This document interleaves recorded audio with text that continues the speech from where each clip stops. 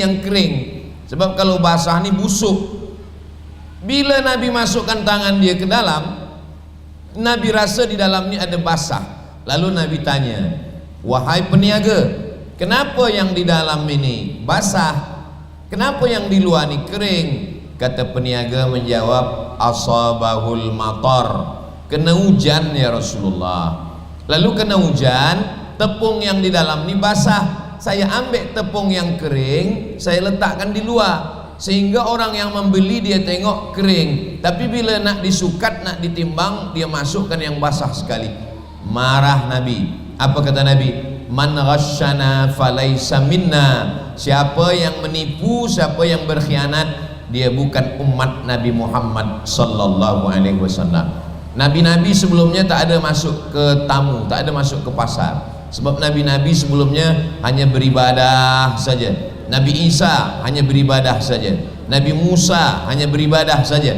Tapi Islam dia memberikan dua. Dalam doa kita yang selalu kita baca, Rabbana atina fid dunya hasanah wa fil akhirati hasanah. Sebab bagaimana kita nak dapat akhirat hasanah kalau dunianya tak hasanah? Maka Nabi mengatakan at-tajir, peniaga.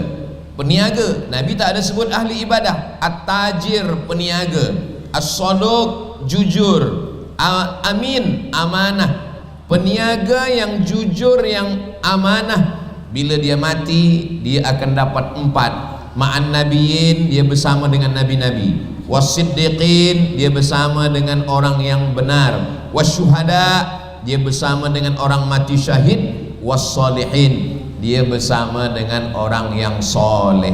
Jadi Islam membuka cara berfikir manusia yang sebelumnya dia boleh masuk surga hanya dengan sembahyang, baca Quran, berzikir.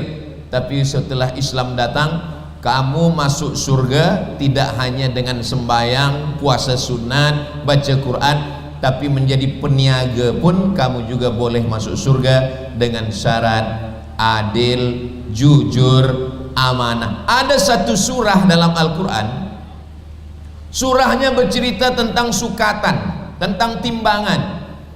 Puan-puan, tuan-tuan, muslimin, muslimat, hafaz surah ini.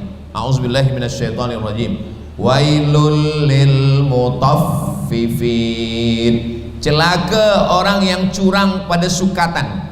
Alladzina idza talu 'alan nasi yastawfun. Kalau dia membeli, dia nak sukatan timbangan itu penuh. Wa idza kaluhum aw wazanuhum yukhsirun. Tapi kalau dia menjual, dia buat sukatan itu kurang. Biasanya sukatan itu mereka buat 2. Kalau dia berjual, dia buat sukatan itu kurang, bagian bawahnya dia pukul ke atas supaya berkurang gandum tepung. Tapi kalau dia membeli, dia buat penuh ke bawah. Inilah orang-orang yang curang dalam sukatan. Maka dalam Islam ada orang yang sembayangnya rajin, duha, qabliyah, ba'diyah, tahajud, witir, sembayang tasbih, puasanya banyak, Isnin, Khamis, puasa Ayyamul Bait 13, 14, 15, puasa Asyura 9, 10, 11. Tapi rupa-rupanya dia curang, dia berkhianat dalam sukatan, dalam perniagaan. Kata Nabi, ya'ti yaumal qiyamah, ada orang yang nanti datang pada hari kiamat, bisyamin, puasanya banyak, wasalatin, sembayangnya banyak, wazakatin, zakatnya banyak, wahajin, hajatnya banyak. Tapi ternyata pahala puasa hilang, pahala zikir melayang, pahala sedekah terbang. Sebab apa? Sebab aniaya. Kalau saya peniaga, saya buat sukatan yang 1 kilogram sebenarnya 950 gram, kurang setengah ons. Kalau satu hari ada orang membeli kepada saya 20 orang, berarti satu hari saya sudah curang 1 kilogram. Berarti 1 bulan saya sudah curang 30 kilo. Berarti kalau setahun banyak. Maka bila saya curang, nanti di akhirat saya akan mencari orang-orang yang dulu saya khianati dan saya mesti balikkan lagi. Tidak selesai dengan menangis di pintu Ka'bah, tak cukup hanya dengan berdoa Rabbighfirli. Kalau dosa kepada Allah Ta'ala, sembahyang sunat taubat selesai. Ma min muslimin yudhnibu dzamban, ada orang khilaf, dia silap, dia salah, dia kemudian sembahyang sunat taubat, usolli sunnat taubat raka'ataini lillahi ta'ala, thumma yastaghfirullah, selepas itu dia istighfar, ghafarallahu lah, semua dosanya diampunkan Allah. Kalau dosa pada manusia. Tapi kalau dosa kepada Allah, lepas dengan sembahyang sunat taubat, istighfar. Tapi kalau dosa kepada manusia, 10 orang, 20 orang, di akhirat kita mesti mencari mereka dan belum tentu berjumpa di akhirat. Maka lebih baik minta maaf di dunia. Memang saya baru sekali ini datang ke Bengawan, tapi suara saya, video saya mungkin tiap-tiap hari datang kepada orang Bengawan, masuk ke dalam TikTok. Mungkin ada kata saya yang menyinggung perasaan, mungkin ada cakap saya yang merosakkan perasaan hati dia. Sudi mahukah orang-orang Bengawan memaafkan saya?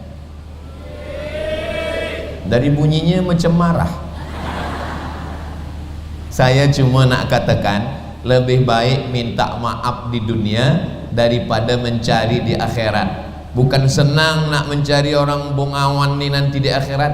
Bila saya tanya nanti malaikat, wahai malaikat, di mana orang Bengawan saya nak minta maaf? Kata malaikat, mereka sudah masuk ke dalam surga VVIP. Amin. Sebenarnya itu cara kita untuk mendapatkan amin dari mulut orang lain. Mungkin kalau doa saya tak dikabulkan Allah untuk diri saya sendiri, tapi kalau doa orang lain kita, dia doakan kita. Saya dari hari Khamis dari Pekanbaru ke Kuala Lumpur 50 menit flight. Dari Kuala Lumpur saya terus ke Sibu, dari Sibu ke Daru, dari Daru ke Mukah, dari Mukah ke Bintulu, dari Bintulu ke Miri, dari Miri ke Kota Kinabalu, dari Kota Kinabalu lupa dah tak mana-mana. Malam tadi pula kami di Lahad Datu. Selepas Lahad Datu, hari ini sampailah ke Bengawan. Dan ini last sekali, ini tazkirah yang last sekali. Selepas ini nanti kami akan ke Kuala Lumpur, dari Kuala Lumpur balik ke Pekanbaru. Jadi sebenarnya ini saya ni dah habis tenaga dah tak ada lagi, dah ibarat nak mengaji dah sadaqallahul azim. Saya pikir nanti di Bengawan ni saya tak boleh lagi bersuara kuat. Mungkin nanti di Bengawan ni saya tak ada cerita tentang dunia, saya hanya cerita tentang mati saja lagi. Marilah kita ingat mati. Semua kita akan mati. Rupanya bila sampai ke Bengawan, lupa pula pada mati. Sebab biasa orang kalau di masjid dia cerita mati, dalam surau dia biasa ingat membahaskan tentang kematian, tapi bila dah di pasar, di tamu, dia ingat kepada dunia. Banyak orang ketika dia sudah bertaubat, dia tinggalkan niaga. Tuan Haji, ya. Dulu Tuan Haji peniaga, ya. Sekarang macam mana? Niaga saya dah saya tinggalkan Ustaz. Saya ingin mati, tapi tak mati-mati. Siapa yang meninggalkan niaga, maka umat Islam akan lemah, karena Nabi tidak mengajarkan meninggalkan niaga. Siapa yang meninggalkan perniagaan, maka Islam akan jatuh. Allah suka kepada umat Islam yang kuat, yang kaya. Al-mu'minul qawi, orang muslim mukmin yang kuat, kuat badannya, kuat imannya, kuat duitnya, kuat hartanya. Khairun, dia lebih baik. Wa ahabbu ilallah, lebih dicintai Allah. Minal mu'minid dha'if, daripada mukmin yang lemah. Apa kata Sayyidina Ali? kada al-faqru ayyakuna kufran, hampir saja orang fakir menjadi kafir. Fakir, kafir, tipis, setipis kulit bawang. Orang fakir kalau dia lama-lama fakir boleh jadi kafir. Maka orang Islam tidak disuruh menjadi fakir, dikhawatirkan dia akan jatuh menjadi kafir. Jadi memang saya selama perjalanan dakwah, ziarah dakwah ini baru hari inilah. Dulu saya pernah dibawa oleh yang berhormat Datuk Dr. Arifin Muhammad Arif di Malam. Kita buat juga di Tamu, di pasar juga, di Membakut masa itu. Tapi selepas itu saya dibawa hanya ke surau, ke masjid. Hari ini saya amat sangat senang sekali, sebab banyak orang yang kadang dia tak nak pergi ke surau.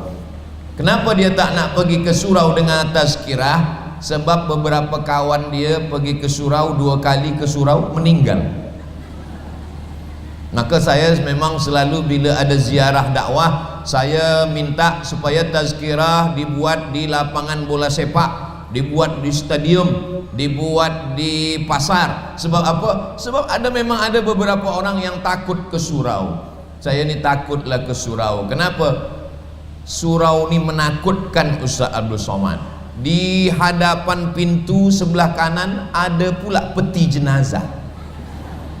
Masuk ke dalam, ustadznya semua cerita tentang mati.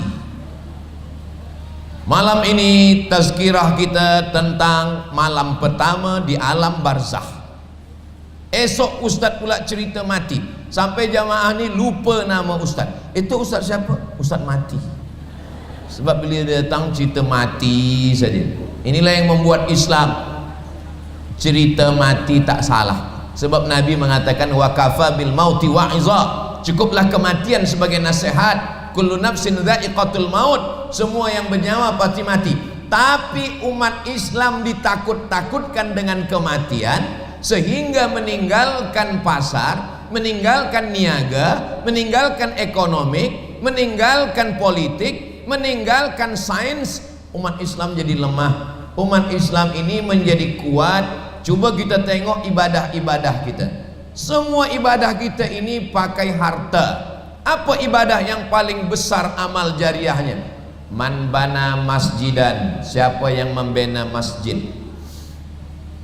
banallah mithlahu baitan fil jannah, dibinakan Allah untuk dia satu tempat di surga. Amal yang paling besar yang pahalanya mengalir sampai hari kiamat, membina masjid. Siapa yang boleh membina masjid kalau bukan orang kaya? Yang membina masjid orang kaya. Kita doakan anak cucu kita semuanya kaya-kaya membina masjid nanti insyaallah. Amin. Saya berdoa pada Allah, mudah-mudahan anak saya 3, ketiga-tiganya nanti membina masjid. Nanti dia akan bina masjid. Masjid pertama Masjid As-Somad, masjid yang kedua Somad 2, masjid yang ketiga Somad 3. Apalah yang boleh dibalaskan anak kita? Puan tuan juga anak-anak dia nanti akan membina masjid nanti insyaallah. Amin. Saya membina masjid. Nama masjidnya saya buat Masjid Hajjah Rohana. Orang tanya, masjid biasa Masjid Al-Ikhlas, masjid biasa Masjid At-Taqwa, masjid biasa Masjid Al-Jihad. Kenapa Ustaz buat nama orang Masjid Hajjah Rohana? Nama perempuan yang sudah mengandung saya 9 bulan 10 hari, menyusukan 2 tahun, meregang nyawa melahirkan saya. Saya tak boleh membalaskan apa-apa. Bila dia meninggal, saya buka dalam lemari dia, saya dapat cincin, dapat gelang, dapat rantai, dapat semua emas-emas, dapat duit-duit. Saya belikan tanah. Selepas itu ada beberapa jamaah tolong, kemudian kami pun bina masjid. Gambarnya dah saya posting di Instagram Abdul Somad Official. Yang belum follow, tolong follow. Apa yang Ustadz nak ingin sampaikan? Bahwa ibadah dalam Islam dengan harta. Iza mata ibnu Adam. Sebetulnya bunyi hadisnya bukan itu. Selalu orang sampaikan iza mata ibnu Adam. Bunyi hadisnya dalam Sahih Muslim, idza matal insan Kalau manusia mati, inqata'a amaluhu, amalnya putus. Apa yang mengalir? Shadaqatun jariyah, sedekah. Siapa yang boleh bersedekah? Orang kaya yang ada harta. Sembayang tidak sah kalau tidak menutup aurat. Aurat lelaki bainas surrati war rukbah, dari pusat hingga ke lutut. Siapa yang boleh menutup aurat dari pusat hingga ke lutut? Pakai kain. Kain dari mana datang? Dari kapas menjadi benang, benang ditenun menjadi kain, kain dibeli dengan uang, mesti ada harta. Puasa juga dengan harta. Mana ada puasa dengan harta? Puasa kan tahan makan, tahan minum, betul. Tapi kata Nabi, tasahharu fa inna fis sahuri barakah. Makan sahur dapat barakah. Man fattara shaiman, siapa yang beri makan puasa, buka puasa, dia dapat pahala puasa. Maka memberi makan orang puasa, dia dapat puasa. Saya tahun 2003, sekarang dah 2025, 22 tahun yang lalu, saya belajar master sebelum ke Maghribi. Saya belajar di Kajang, dekat penjara Kajang. Di situ di Kajang ada satu masjid. Setiap petang bulan puasa saya buka puasa di masjid itu dengan kawan-kawan. Kenapa Ustaz buka puasa di situ? Sebab ada bubu lambu, jamaah bagi makan. Di Mesir pula kalau bulan puasa, Ustaz Datuk Dr. Arifin Muhammad Arif juga dari Mesir, dari Kahirah, dari Al-Azhar. Di Mesir biasa dibina khemah-khemah macam ini.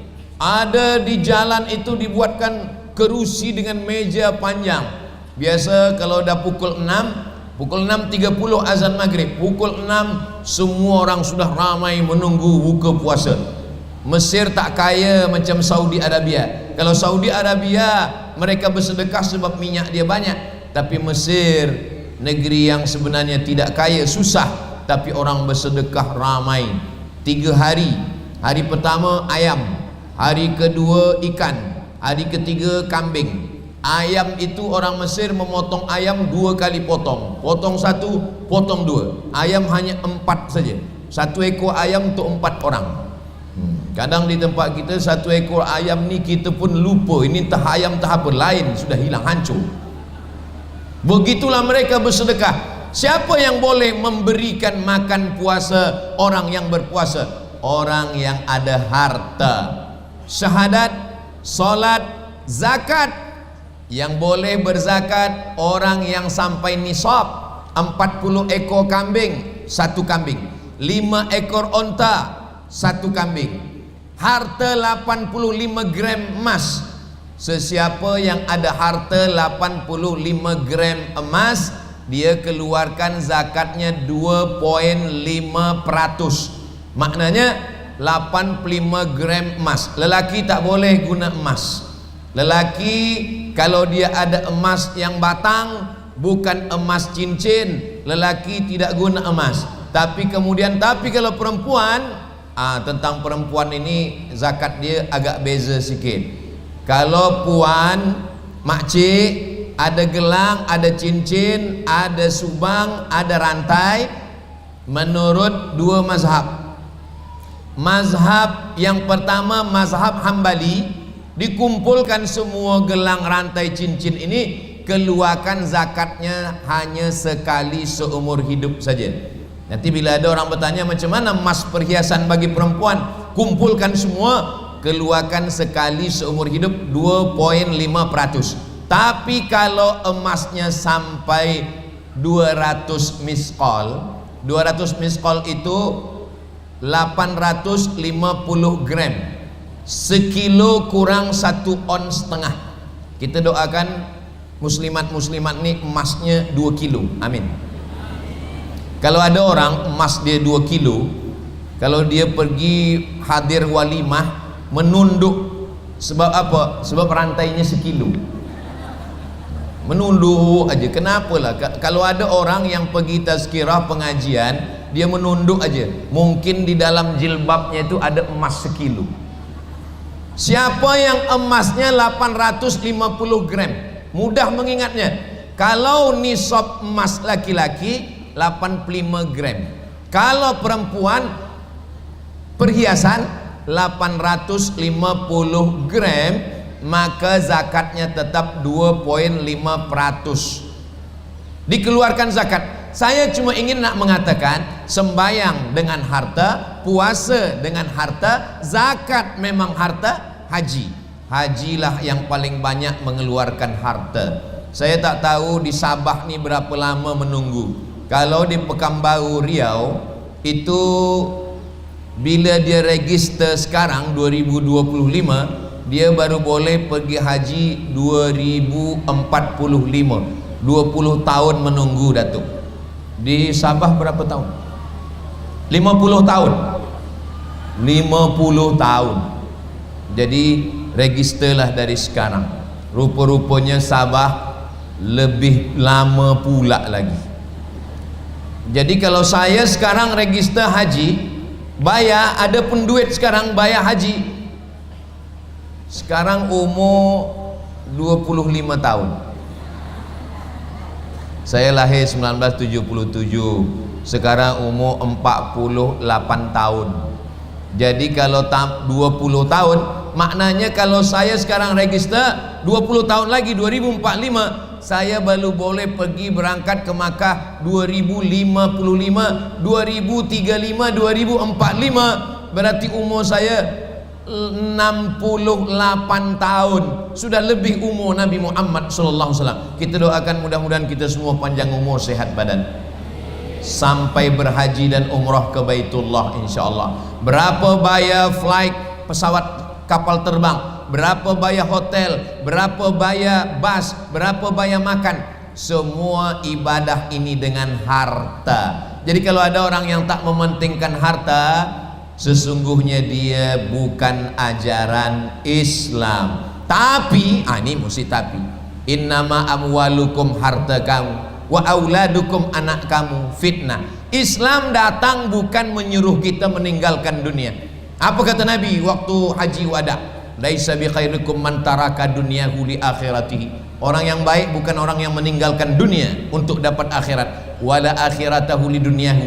Bukan pula mengejar akhirat hingga tinggal dunia, mengejar dunia lupa akhirat. Bukan. Liusiba minhuma jami'an, dapat dua-duanya. Mudah-mudahan kita semua yang hadir ni dapat dua-duanya insyaallah. Rabbana atina fid dunya hasanah wa fil akhirati hasanah wa qina azabannar. Kalau menangkap burung merpati, burung ditangkap masuk ke dalam, kalau sudah dibagi air putih boleh bercakap 2 jam. Terima kasih Datuk Lurah kita, saya dibagi minum, Masya Allah. Ini kalau dah ada air putih macam ini lama tazkirahnya. Muslimin muslimat yang dimuliakan Allah Subhanahu wa taala, menjaga negeri dengan harta. Sebab kalau tidak ada harta, kita tak ada kuasa. Sebab kalau kita tak ada kuasa, kuasa boleh diambil orang lain. Maka Nabi Muhammad SAW membuat pasar. Kenapa dia tidak guna pasar orang Yahudi? Sebab orang Yahudi curang, jahat, khianat. Maka dibuatlah pasar di Madinah. Di mana pasar Madinah itu? Letak pasar Madinah itu, tamu Madinah itu letaknya di pintu Babus Salam. Pintu Babus Salam yang sekarang. Masjid Nabawi zaman Nabi kecil. Ini kubur Nabi, ini mimbar Nabi.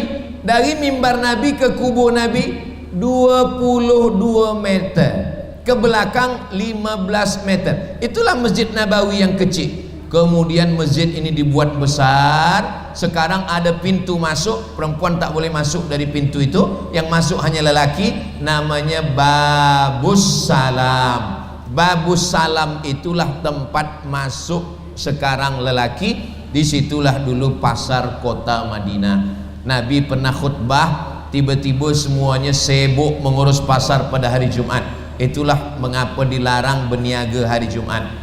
Iza nudiya lis-salati min yaumil jum'ah, kalau sudah azan pada hari Jumat, fas'au ila dzikrillah, pergilah sembahyang Jumat, wadharul bai', tinggalkan perniagaan jual beli.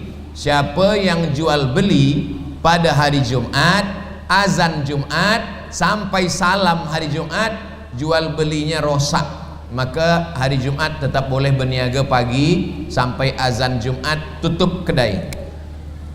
Khutbah Jumat, selepas khutbah Jumat sembahyang Jumat, selepas sembahyang Jumat baru buka balik. Begitulah supaya orang boleh sembahyang, tapi tidak boleh ditutup selama-lamanya, sebab Islam memberikan kita kesempatan mencari harta. Coba tengok bacaan dalam sembahyang masjid, masuk masjid dengan selepas sembahyang keluar masjid. Masuk ke dalam masjid, bacaannya Allahumma ftahli abwaba rahmatik, bagikan saya rahmatmu. Doa masuk masjid, Allahumma ftahli abwaba rahmatik, bukakan saya pintu rahmat engkau ya Allah. Tapi doa keluar masjid beza. Doa keluar masjid tak minta rahmat, Allahumma inni as'aluka min fadlik, beri saya rezekimu. Kenapa keluar masjid minta rezeki? Sebab bila keluar dari masjid terus ke pasar, keluar dari masjid ke pasar, dia akan berniaga. Maka dalam Islam dikatakan idza qudiyatis shalah, kalau sudah selesai sembahyang, fantashiru fil ard, bertebaranlah di atas muka bumi, wabtaghu min fadlillah, carilah rezeki karunia Allah Subhanahu wa taala. Dan bila kita baca sejarah Islam, yang membawa Islam ke negeri Melayu ni, yang disebut dengan negeri Melayu ni maksudnya adalah dari mulai ujung Aceh, Sumatera sampai ke Semenanjung, masuk ke Borneo, sampai ke Sulawesi, sampai ke Papua, itu semua dulu disebut dengan negeri Melayu. Semua negeri ini yang membawa Islam ke negeri ini adalah peniaga. Sebetulnya ini perlu diluruskan, sebab kalau dikatakan yang membawa Islam ini peniaga, maknanya dia jahil, dia tak tahu agama. Yang sebetul-betulnya adalah mereka ulama yang juga peniaga. Dia memang ulama tapi dia peniaga. Yang membawa Islam ke tempat kita ni bukan tentera. Kalau dia bawa Islam ni tentera, dia cabut pedang, siapa yang tak masuk Islam pancung kepalanya. Tapi Islam datang ke tempat kita dengan lemah lembut. Wa ma arsalnaka illa rahmatan lil alamin, lemah lembut. Islam yang datang dengan kebaikan, sebab mereka berniaga. Ini ikan berapa, ini sayur berapa, lalu kemudian dia tunjukkan akhlaknya baik. Akhirnya orang yang ada di negeri ini pun bersyahadat, asyhadu an la ilaha illallah wa asyhadu anna muhammadan rasulullah. Begitulah mula-mulanya nenek moyang kita Islam, karena peniaga-peniaga yang datang daripada Jazirah Arab, datang dari Taif, datang dari Hadramaut, datang dari berbagai negeri. Mereka singgah dulu ke India. Ada satu negeri di India itu yang mazhabnya, rasa-rasanya tak mungkin Islam yang datang ke negeri Melayu dari India, Ustaz Abdul Somad. Kenapa tak mungkin? Sebab India mazhabnya Hanafi, sedangkan kita mazhab Syafi'i. Mana mungkin Hanafi jumpa dengan Syafi'i? Ada satu kawasan yang mazhabnya Syafi'i, namanya Gujarat. Orang dari Gujarat inilah yang datang ke tempat kita, peniaga-peniaga. Itulah kenapa kita tetap berislam mazhab Syafi'i. Datang lagi daripada Yaman. Yaman itu pun mazhabnya Syafi'i, dan mereka peniaga-peniaga. Nabi Muhammad SAW pun juga peniaga. Nabi berjumpa dengan Khadijah itu berniaga. Yang punya barang-barang benda-benda ni Khadijah. Datanglah Nabi Muhammad SAW membawakan barang niaga, namanya sekarang disebut dengan mudharabah, bagi hasil. Misalnya tuan punya barang-barang tapi tak boleh menjualkannya, datanglah saya dengan beberapa belia menjualkan, nanti kita bagi untung. Itu disebut dengan niaga mudharabah, bagi hasil. Menikah Nabi dengan Khadijah sebab berjumpa dengan niaga.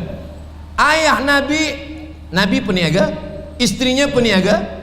Ayah Nabi namanya Abdullah, meninggal